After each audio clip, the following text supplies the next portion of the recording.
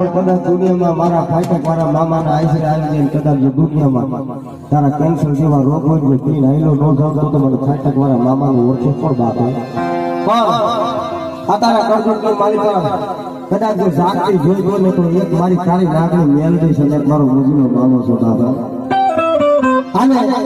અત્યારે દુનિયા એની દીવાની છે ભાઈ એટલે માતાજીનો ભગવતીનો મારી બહેનનો માન્યો છે મારા ફાટક વાળા મામાની હાજરી થઈ છે એટલે બધા માતાજીના માનતા હોય એક વાર બધા બે આશીર્વાદ ના હોય